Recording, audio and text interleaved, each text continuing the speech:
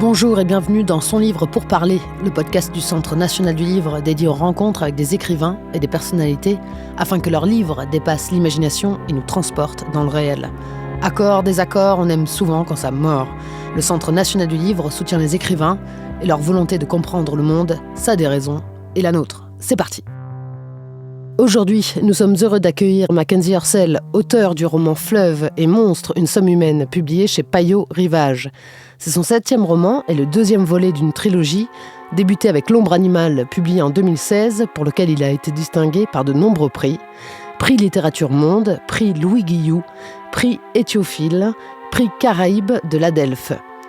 Nous sommes également très heureux de recevoir le compositeur Pierre Desprats, qui a signé entre autres les bandes originales des films de Bertrand Mandico, Les Garçons Sauvages, After Blue. Il a également créé la musique des longs métrages Olga, d'Eli Grapp et Rouge de Farid Bentoumi. Une somme humaine dans l'émission Pour parler, c'est maintenant. Avec Une somme humaine, Mackenzie Orsel raconte la vie d'une suicidée qui a tenté d'échapper aux fantômes du passé en fuyant des parents absents, bigots, racistes, en s'extirpant d'un monde rural trop étouffant et tenter ainsi de s'émanciper à Paris en suivant un cursus de lettres à la Sorbonne. Seulement l'abandon la poursuit au fil des rencontres, au fil des événements, comme les attentats de 2015, comme si la tragédie s'était un temps assoupie au creux de son âme, pour ressurgir au moment charnière où même les histoires d'amour creusent un peu plus le sillon de la souffrance, car l'héroïne ne possède pas les armes nécessaires pour se protéger et survivre à elle-même. En somme, il s'agit d'une vie ordinaire qui décide de contrer le cours du temps en mettant un point final à son existence, une enfant qui a mal d'avoir grandi et mal d'avoir vécu. Une somme humaine se raconte comme un fil de pensée ininterrompu, semblable à un fil d'argent qui relie les vivants aux défunts. Aucun point ne ponctue les phrases qui s'étirent sans jamais rencontrer de majuscules. Le langage représente finalement le seul point de sauvetage où parler permet de conjurer le mauvais sort. Tantôt soutenu, tantôt courant, le vocabulaire de Mackenzie Orsel charme et dérange à la fois. Il s'agit du 2e volet d'une trilogie initiée avec L'ombre animale. Bonjour Mackenzie Orsel. Bonjour. Je vous remercie d'avoir accepté l'invitation du CNL. C'est moi qui vous remercie. Alors tout d'abord, comment écrit-on un roman en adoptant le point de vue d'une femme ? Comment fait-on pour créer la sensibilité d'un personnage ? Bon, il me semble que c'est ce que font tous les écrivains, c'est-à-dire se projeter dans l'autre, essayer de saisir sa psychologie, sa manière de parler, et puis raconter son histoire, pas celle de l'écrivain, c'est-à-dire en écrivant Une somme humaine, je me suis mise complètement à l'écart et pour pouvoir donner toute la place à cette femme. C'est vrai que je l'ai inventée de toutes pièces. Donc l'exercice, c'était ça, de lui donner toute la place, d'essayer de comprendre ce qu'elle veut raconter, de saisir sa psychologie, d'essayer de comprendre où elle veut aller, les fantômes, les démons, les angoisses, les peurs et qui l'habitent. Et donc du coup, pendant 3 ans, jour et nuit, j'étais cette femme. Et je suis tous les personnages que je campe parce que sinon, autant raconter ma propre histoire. Donc, si je me projette dans l'autre, si je raconte son histoire, et ça doit être hyper crédible. Et je pense que cette quête de crédibilité, cette quête de sens, et tout le travail de la création est là, justement, dans cette quête, dans ce quelque chose qui relierait l'auteur à son personnage. Dans ce quelque chose qu'on ne saisit pas forcément, mais qui rend l'exercice très excitant. Mais comment fait-on pour se mettre dans la tête d'une femme quand on est un homme ? Ben, on le fait. On le fait. Ben oui, c'est une vraie question parce que le projet. Aussi bien, je rajoute aussi bien. Le projet, c'est exactement ça, c'est de tracer un triangle d'Haïti jusqu'aux États-Unis, en passant par la France. Une somme humaine, c'est le versant français de cette trilogie. Et l'idée, c'était justement de raconter à partir de la voix d'une femme. Donc, après, c'est un travail qui se met en place tout doucement pendant des années. Je pense que j'ai été habité par cette femme et j'ai pris beaucoup de notes. Elle commençait à apparaître, à venir, et puis à un moment donné, bam, elle était là. Elle était là, elle avait sa place, elle avait son vocabulaire, elle avait sa manière de parler, sa vision de la vie. Et moi, j'étais là, quoi, à l'écouter et à retranscrire cet être, les tréfonds, les soubassements de cet être. Pourquoi avoir voulu faire du langage le personnage principal de votre roman ? C'est important parce que finalement, c'est ce qui reste. L'histoire d'une femme, l'histoire d'un homme, c'est assez banal, c'est assez ordinaire. Tout le monde a quelque chose à raconter. Il y a des histoires partout, partout, il y a des histoires et les gens se racontent des histoires. Le plus important pour moi, c'est le travail sur la langue. Et ce qui doit rester de cette femme, c'est justement ça. Et ce langage, cette voix, cette langue, cette façon, sa vision du monde, cette façon de voir les choses. Et depuis son histoire personnelle, je l'ai construite comme pour moi, cette femme, c'est une étoile. Je l'ai construite comme ça. Vous savez, quand une étoile naît, c'est un champ gravitationnel qui tourne et qui prend tout ce qui est nécessaire dans son entourage pour pouvoir se former, grandir et devenir une étoile. Et quand l'étoile se meurt, elle devient un trou noir. Et on ne sait pas ce qui se passe à l'intérieur d'un trou noir. C'est un peu comme la mort. On ne sait pas ce qui se passe et dans la mort, à l'intérieur de la mort. Eh bien, c'est une femme, un champ gravitationnel, qui arrive comme ça et qui tourne, qui essaye de prendre tout ce qui est nécessaire autour d'elle pour pouvoir grandir et être heureuse. Et ça n'a pas marché. Et finalement, ce qui reste, c'est un cadavre stellaire et un trou noir. Et elle le dit au tout début de son récit, et une étoile qui s'effondrait sur elle-même. Voilà, elle a défini sa mort et comme ça, comme celle d'une étoile. Donc, du coup, il était question de remonter le fleuve de sa vie depuis la mort à sa naissance et de sa naissance à sa mort. Voilà, et c'est exactement ce que fait une étoile. L'étoile naît et en mourant, elle devient quelque chose de l'ordre de l'inexplicable, de l'ordre de l'inconnu et de l'ordre de l'infini. Et c'est exactement la vie d'un être humain. On arrive, on naît et on va à l'école, on lit des livres, on fait des expériences, on se marie, on fait des enfants, on fait tout. Et tout ça, c'est le champ gravitationnel. Ça tourne et au bout d'un moment, on disparaît et on devient autre chose. Donc, la mort, on accède à la mort, à cet espace qu'on ne connaît pas, dont on ne peut pas parler. C'est pour ça qu'il n'y a pas de point dans votre récit ? Il n'y a pas de point parce que c'est une femme qui nous parle de la vie, de la mort. Et la vie, pour moi, c'est un souffle. Ça n'a pas de commencement, ça n'a pas de fin. Et pareil que la mort, ça n'a pas de commencement, ça n'a pas de fin. Et j'avais envie d'imprimer ce souffle-là, cette tempête-là, ce truc infini, cyclique. Je voulais que les lecteurs voient ça. En ouvrant le livre, en tournant les pages, on a comme l'impression de traverser l'océan, de traverser une tempête. Pourquoi avoir choisi Mackenzie et Orcel pour incarner deux personnages liés à votre héroïne ? Vous vous comparez à Janus ? Mackenzie et Orcel sont aussi présents dans l'ombre animale. Dans l'ombre animale, Mackenzie, c'est le père, Orcel, c'est le frère. Et dans une somme humaine, Mackenzie, c'est l'amant, le copain mystérieux, manipulateur et tout. Et Orcel, c'est le jeune Malien qui est arrivé à Paris avec ses deux frères et qui vont connaître toutes les péripéties liées à l'immigration et tout. Pourquoi ? Parce que mon livre, c'est une rencontre, c'est un dialogue entre des réalités extrêmes, entre la mort et la vie, je l'ai dit, entre le jour et la nuit, entre le village, qui est un monde retiré, parfois pré-cartésien, isolé, paumé, et Paris, et la ville, le bouillonnement, la modernité, et les poumons du pays, en fait, et la ville, c'est le centre économique, commercial et tout. Et je voulais justement créer ce dialogue et voir ce que ça peut donner, cette rencontre entre deux réalités extrêmes. Et aussi, cette rencontre, puisqu'on parle de langage, de langue, cette rencontre entre le poème et le récit.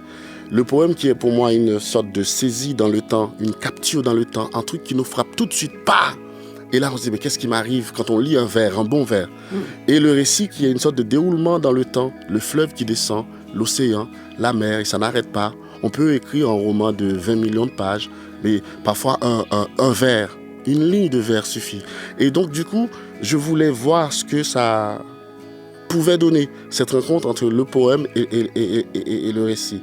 Et donc, puisqu'on est dans cette dichotomie constante et de la parole de cette femme du début à la fin, donc je voulais participer à cette expérience en séparant mon prénom de mon nom de famille. Mais Mackenzie Orsel, non, absolument rien à voir avec moi, pour préciser les choses. Et on se pose la question. Non, c'est pas moi.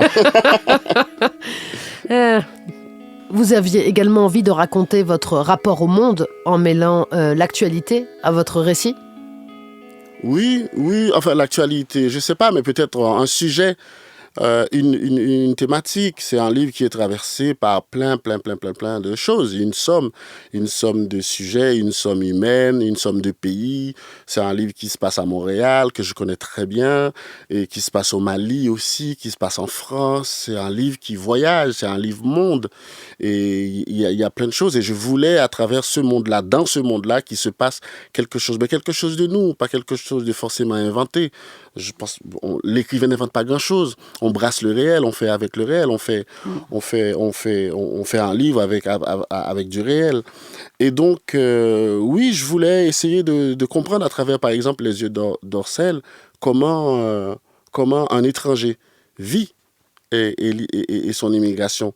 Et en partant de cette idée de double absence. C'est-à-dire, quand on croise un noir, par exemple, et dans la rue, on peut tout simplement s'arrêter à cette image. On dit que c'est un noir. Mais non, c'est plus qu'un noir. C'est quelqu'un avec une histoire, avec une enfance, avec un pays d'origine parfois. Bon, il y a des noirs qui sont nés en Occident, en France, aux États-Unis, mais c'est quelqu'un qui est arrivé avec plein de choses à raconter, plein d'histoires.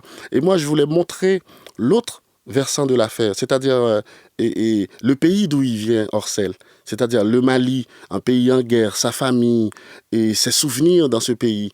Et il est arrivé en France. Qu'est-ce qui se passe maintenant? Est-ce qu'il va pouvoir s'intégrer? Est-ce qu'il va pouvoir se faire accepter?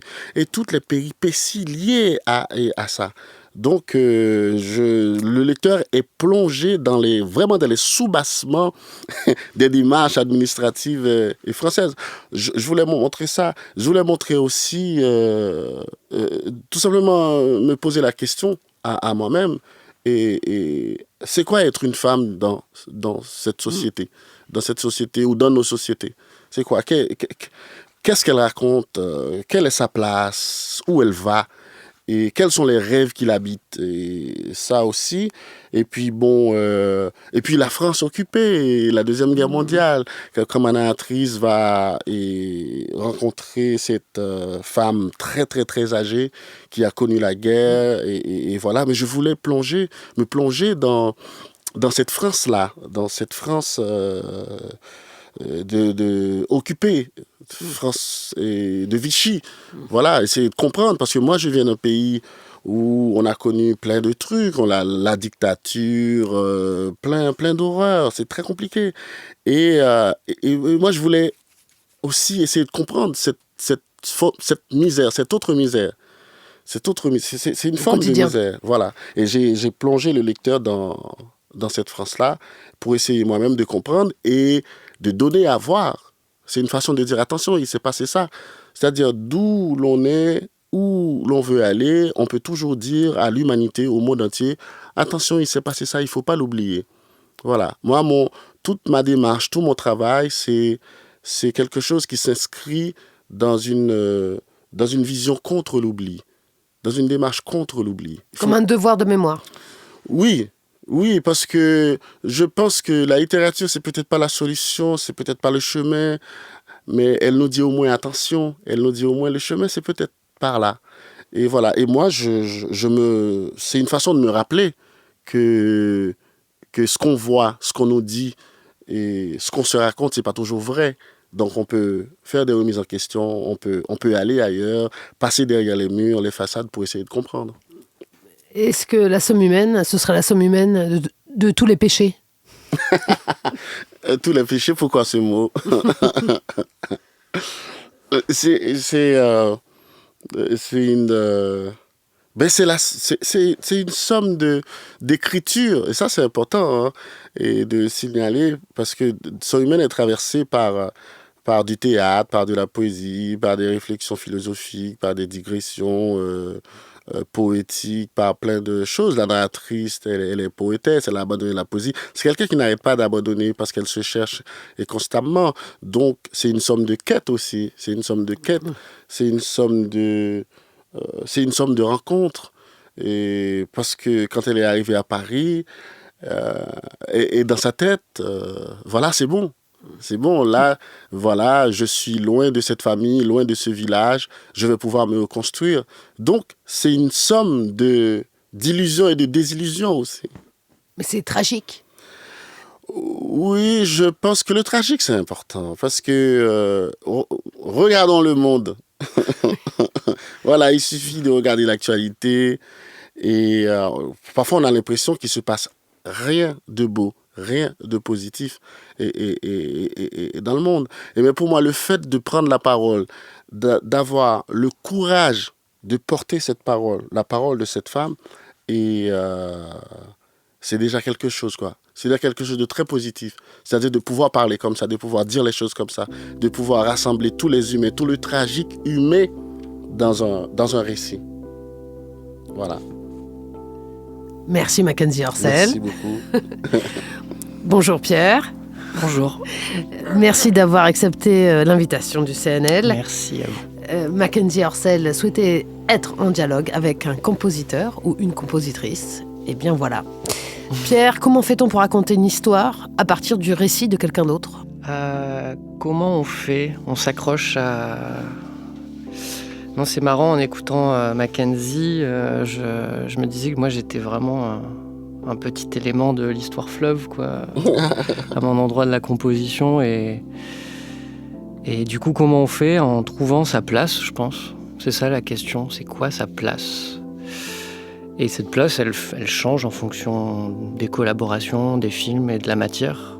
Et puis, le compositeur ou la compositrice en soi est une matière. Donc il faut comprendre de quelle matière on est fait, de quoi on est capable et de quoi a besoin une séquence, de quoi a besoin un personnage, de quoi a besoin une histoire. Et pour répondre à ces questions, ça peut se passer à différents endroits. Ça peut être autour d'un café, dans la parole. Après, parfois, la parole, on la comprend pas, ou alors l'interlocuteur est pas bien clair, ou a pas spécialement envie de s'exprimer, alors il faut revenir au film. Si le film n'est pas encore là, il y a un scénario. Et la question pour les compositeurs ou les compositrices, c'est qu'est-ce qui résonne au moment où on découvre cette matière, quoi. C'est un personnage, parfois c'est une ligne de dialogue, un vers, parfois c'est un regard dans une séquence, et quand on tient ce truc-là, bah, ça aide à se guider un peu. Ouais. Je dirais que c'est comme ça qu'on imagine un peu la narration. Comment orchestrez-vous les sons pour décrire les émotions ? Je pense aux Garçons sauvages, tout particulièrement. Je sais pas. Je sais pas. À vrai dire, j'ai l'impression que l'enjeu, c'est pas un processus mental. J'ai étudié la batterie dans une école municipale, mais j'ai pas fait de conservatoire, donc j'ai peu d'armes intellectuelles pour structurer l'écriture. Et du coup, j'ai construit ma pratique de la musique avec le corps, donc je joue. Je joue les choses, je les chante, et j'essaye de ressentir des choses. Et si je ressens pas quelque chose, c'est que ça va pas. Et si j'ai cette sensation dans les poumons, ou dans les épaules, ou dans la mâchoire, ou dans les yeux, c'est qu'il commence à se passer quelque chose. Donc, à vrai dire, je sais pas je sais pas comment on touche à une émotion. En tout cas, je pourrais pas le décrire. Par contre, je sais que, par exemple, la mélancolie des Garçons sauvages, c'est... j'avais les épaules basses, quoi. Ouais, voilà. Je pense que c'est ça. Y a-t-il un genre que vous préférez, Pierre ? Bah, le premier genre, en tout cas dans le cinéma, c'est le cinéma de genre, dans son ensemble. Je je me suis abreuvé énormément de films d'horreur, de teen movie. Je découvre le cinéma assez tardivement. Du coup, je suis exposé plutôt à un cinéma de consommation. Et c'est ça qui a structuré mon langage et mes codes. Et surtout, j'aime bien voir ces codes s'effondrer. Et c'est quand même dans le cinéma de genre qu'on voit des gens être dans ce paradoxe de être chevillé à une industrie et quand même essayer de raconter quelque chose du monde et de faire une percée là-dedans. Et moi, c'est un truc qui me parle beaucoup parce que c'est ça qu'on fait quand on fait un groupe de hardcore ou de gabber ou de pop. Ce que vous avez fait. Ouais, voilà. Bah non, mais c'est ça, c'est-à-dire... c'est compliqué de partir en se disant « je suis spécial ». Je suis vachement plus à l'aise avec l'idée de me dire que je suis composé de la même matière que tout le monde, que je suis dans le même fleuve que tout le monde. Et à l'intérieur de ça, se guider et trouver une forme de spécificité, trouver une forme de langage, trouver une pratique qui soit pas quelque chose qu'on ait acheté au magasin ou qui soit pas dû à de l'argent, mais bien à une manière de bouger, de chanter, de composer avec des mots, ouais. Pierre, faut-il qu'en musique, il y ait un début et une fin ? Alors, c'est une grande question. Il me semble qu'il y a toujours une pièce de John Cage qui est en train d'être jouée, là. Il y a un mec qui va changer un tuyau d'orgue tous les 2 ans, il me semble. Donc, la question est en cours, j'ai envie de dire. Il y a des gens qui se demandent une musique éternelle, je sais pas, avec Vexation de Satie, une pièce de 24 heures. Il y a des expériences sur le début, la fin. Sinon, moi j'aime bien les formats 3 minutes. Et en effet, il y a un début et une fin. Comment expliquez-vous les collaborations fidèles avec les réalisateurs ? Parce qu'il se trouve que les réalisateurs les mêmes réalisateurs font appel à vous. Ouais. Je pense que c'est un truc qui est assez cher à la manière dont j'imagine le travail. C'est que j'avais pas prévu de devenir compositeur. Et donc, maintenant, je le suis. Et on pourrait articuler ça sous la forme de la carrière, auquel cas on se lierait à des films et à des contrats. Et moi, j'ai envie d'essayer de trouver des relations d'amitié, de solidarité. Et donc, quand il y a des gens avec qui les visions résonnent, et qu'on est capable de leur apporter l'émotion et le son qu'ils cherchent, c'est une fête, quoi. Enfin, ça se rate pas, je pense. Et donc, du coup, c'est vrai, je suis assez chanceux. Et puis après, je pense que je suis dédié. je suis assez dédié. Et donc, j'imagine qu'on n'a peut-être pas envie de me rater si c'est pour me jeter une fleur. C'est-à-dire... il faut trouver... Puisque la question, c'est quelle est sa place, j'imagine que je dois avoir un ego qui fonctionne bien avec la musique de film, qui est une place très compliquée. Ouais. Parce que on est en face de personnes inquiètes qui nous laissent les clés de leur film. Ça fait 1 an, 2 ans, 5 ans qu'ils le tiennent à bout de bras. Et là, d'un coup, ils nous donnent une séquence avec l'émotion la plus forte. Le moment où, je sais pas, le film se dénoue, où on saisit quelque chose et on a une énorme responsabilité. Et donc, du coup, parfois on se plante, parfois on n'a pas saisi. Alors, il faut entendre qu'on se trompe et il faut comprendre qu'on doit se mettre dans la sensibilité de quelqu'un d'autre, quoi. Et ça, c'est vraiment pas facile. Et du coup, j'imagine que je dois être foutu d'une manière qui fait que j'arrive à me jeter à la poubelle et à prendre à prendre les sensations de quelqu'un comme les plus importantes. Ouais. Alors, Pierre, vous feriez quoi pour une adaptation du roman de Mackenzie Orsel, qui va d'ailleurs être adapté prochainement avec le musicien Kaspar Klaus? Bah oui, il fallait quand même une question piège. Alors, la question piège, on va être honnête. J'ai été invité il y a 2 jours à cette interview. Donc, le roman Fleuve, je ne l'ai pas lu. Le roman Monstre. Le roman Monstre. J'en ai aucune idée. Je pense que la première question, ce serait est-ce que toi, tu as des choses dans l'oreille? Le moment où tu vas l'adapter, d'ailleurs, tu vas commencer à travailler avec Gaspard. Tu as déjà des choses en tête? C'est pas moi qui travaille avec lui.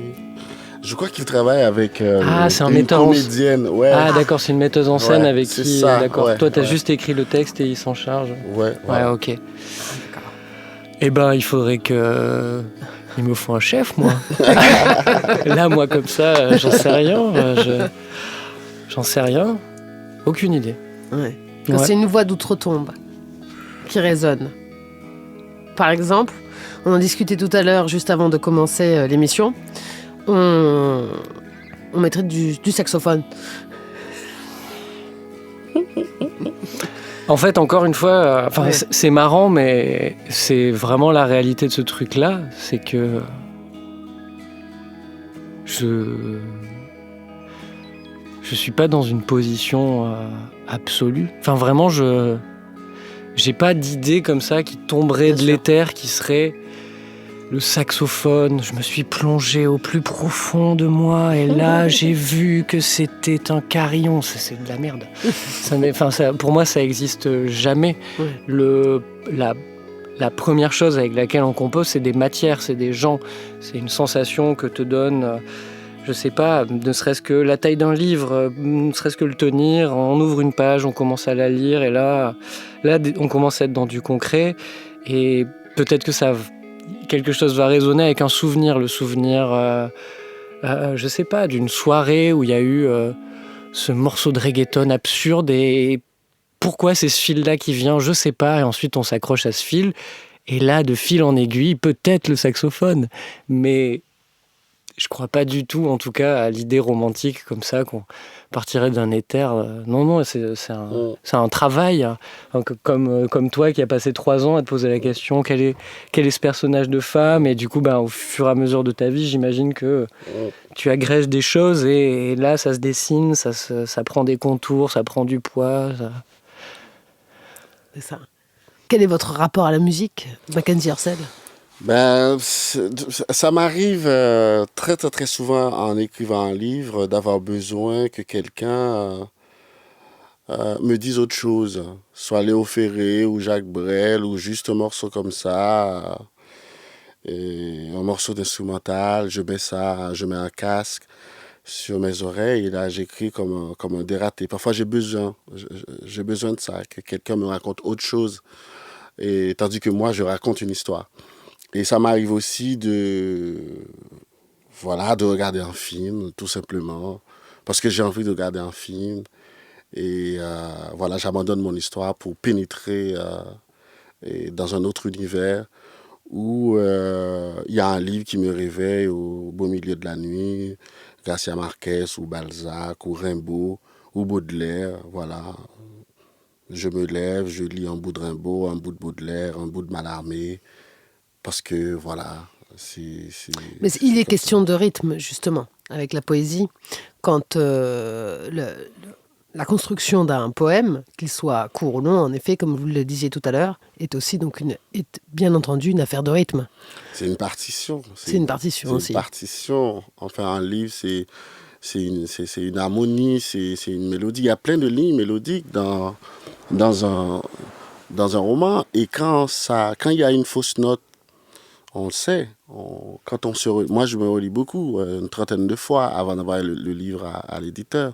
On se relit, je me relis à haute voix. Haute voix. Et quand il y a une fausse note, ça se sent tout de suite. Donc, il faut enlever un mot, il faut reformuler, il faut couper un morceau parce que ça ne sonne pas. Et il y a l'histoire, mais il y a aussi la musique du texte. Et quand on lit un roman, et si ça sonne faux, on s'en rend compte tout de suite. Et quand un auteur s'est pas relu, ça se sent. Ça sonne faux.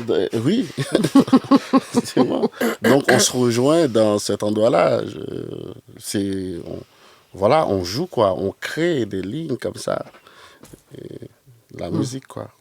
Pour nous, lecteurs, oui. Pierre, si vous n'aviez pas été compositeur, qu'auriez-vous fait?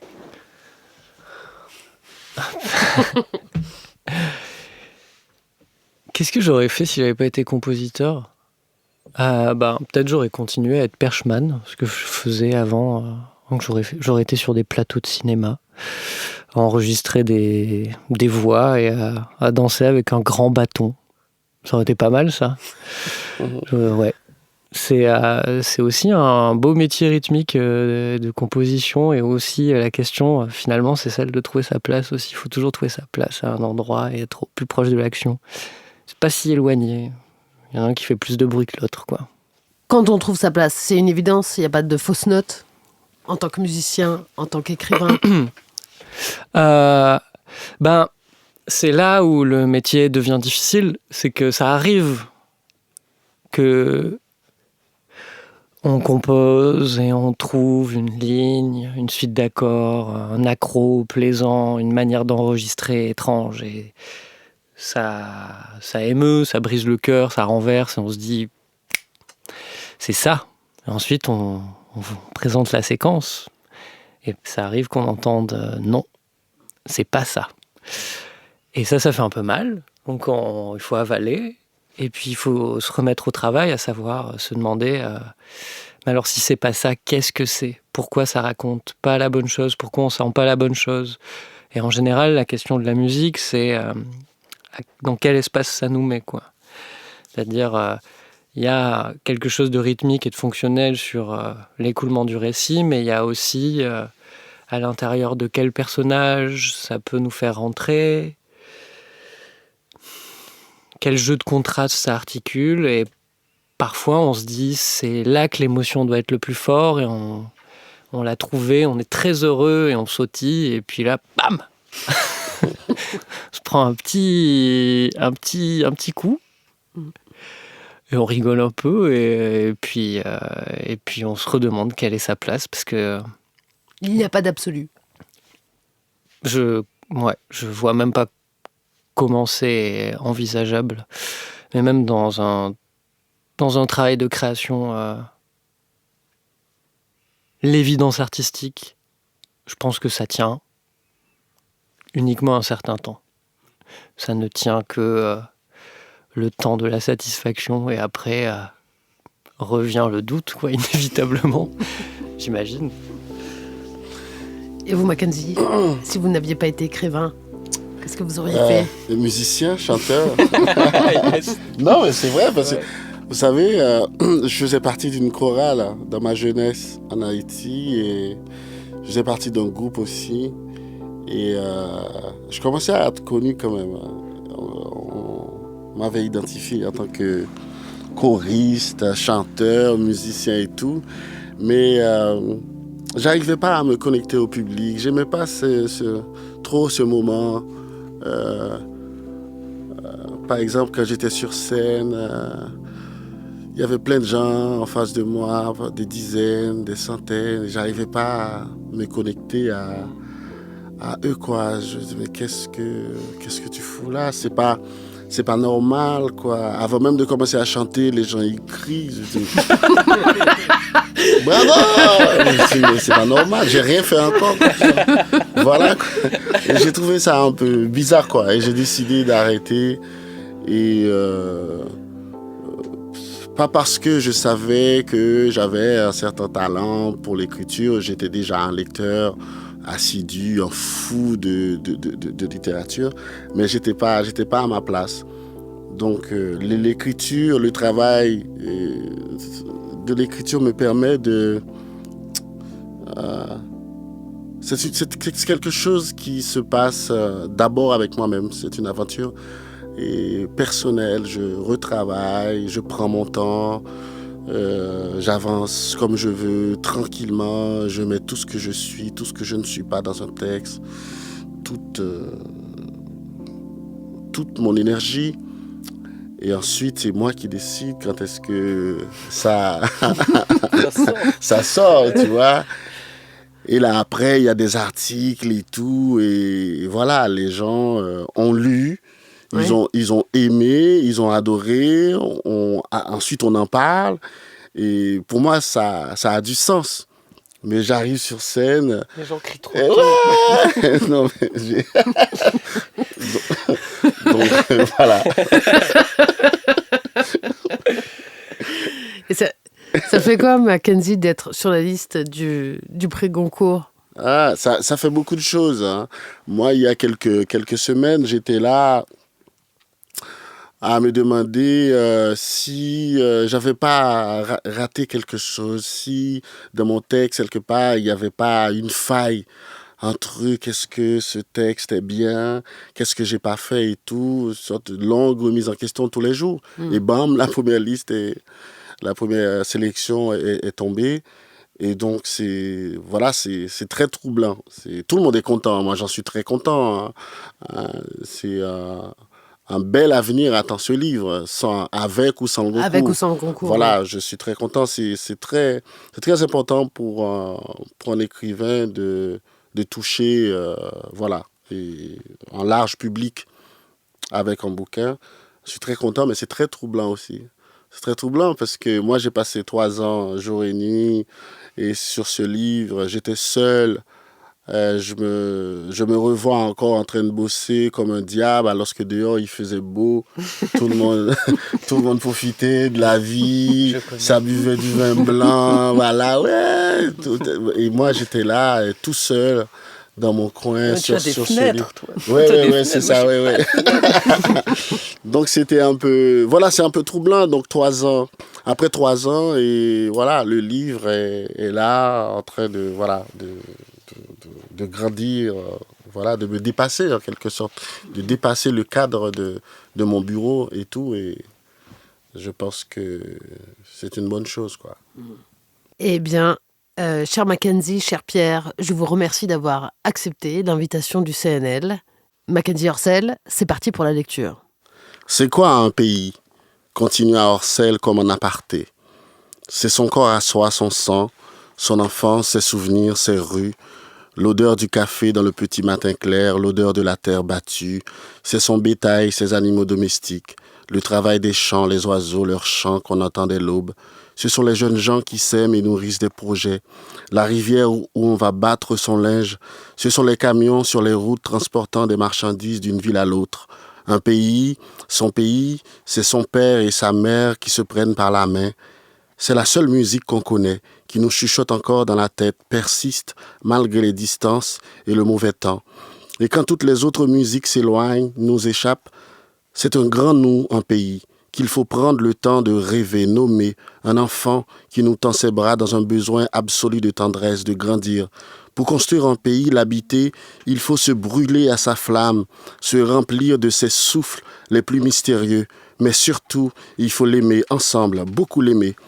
Et être prête à recommencer. Qu'un corps commun soit irréalisable doit être une raison de plus pour le construire et l'habiter, dirait l'autre. Et un pays qui souffre, se meurt, c'est un pays dont les populations ne l'aiment pas suffisamment pour reconnaître ses richesses. C'est la surface figée de la mer sur ses profondeurs infinies et peuplées. C'est un pays qui se laisse vivre au jour le jour, qui compte sur les animaux sauvages qui le dévorent pour l'aider à se relever. C'est un pays qui a perdu la mémoire. Un pays, son pays, c'est plus grand que soi, que nous tous, que le monde entier. Un pays, c'est un éternel chantier qui réclame toujours plus de bras perspicaces et conséquents. C'est un projet commun, une route commune. C'est fou, un pays. Et je le sais, jamais je n'oublierai la terre où se reposent mes ancêtres. Ce que j'ai été, ce que je suis en fait. Pourquoi il n'a pas su se protéger, mon pays, s'en donner les moyens, se battre, résister?